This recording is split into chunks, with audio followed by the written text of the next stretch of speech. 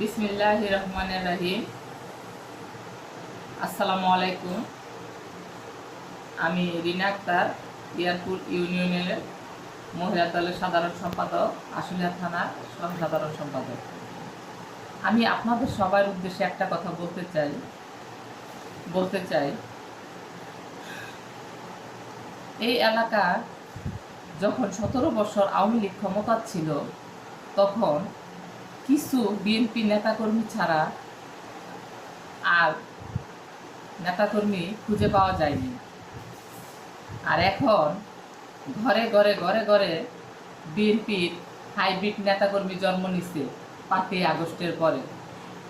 এখন তাদের অত্যাচারে আমরা যারা ত্যাগী নেতাকর্মী আছি, তারা আমাদেরকে তারা পথপিষ্ট করে ফেলতেছে, পিঠ দেওয়ালে ঠেকাইয়া লেগেছে, এমন অত্যাচার, এমন সমস্যা করতেছে। যাক, আমি হাইব্রিড নেতাদের উদ্দেশ্যে একটা কথা বলতে চাই যে 5ই আগস্টের পর বিএনপি ক্ষমতা পাইয়া মনে করেন না যে আপনারা সব কিছু পেয়ে গেছে। আমাদের এমপি মহোদয়ের কাছে ত্যাগী নেতাকর্মীদের মূল্যায়ন আগেও ছিল, এখনো আছে, ভবিষ্যতেও থাকবে। আপনারা সুবিধাবাদী, সারা জীবন সুযোগে আসছেন, আবার সুযোগ মতো আপনারা চলে যাবেন। এটা আমাদের নেতাকর্মীরা এবং আমাদের এমপি মহোদয় সবাই ভালো করেই জানে যে আপনারা আমাদের ক্ষণিকের অতিথি।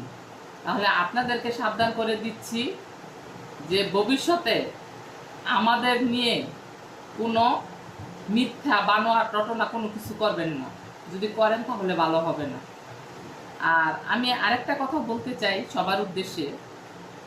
আমাদের এমপি মহোদয় ডাক্তার দেওয়ান মোহাম্মদ সালাউদ্দিন বাবু ভাই বলেছে যে সাভার আশুলিয়ায় কোনো মাদক ব্যবসায়ী, চাঁদাবাজ, সন্ত্রাস থাকতে পারবে না।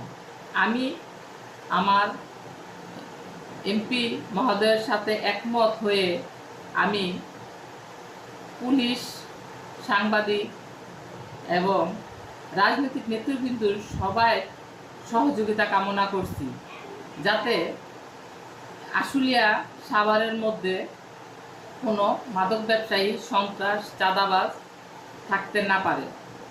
সেটা হোক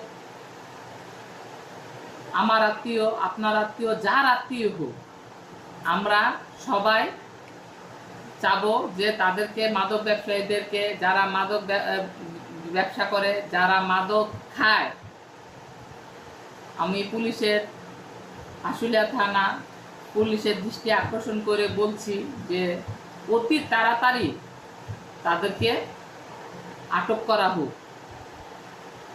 এবং আমাদের মাননীয় প্রধানমন্ত্রী জনাব তারেক রহমান এবং আমার এমপি মহোদয় ডাক্তার দেওয়ান মোহাম্মদ সালাউদ্দিন বাবু ভাইয়ের নির্দেশ যে মাদক মুক্ত, সন্ত্রাস মুক্ত বাংলাদেশ চায়।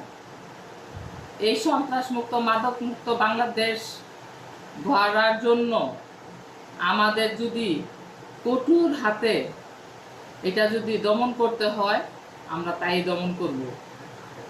এই বলে আমার সংক্ষিপ্ত বক্তব্য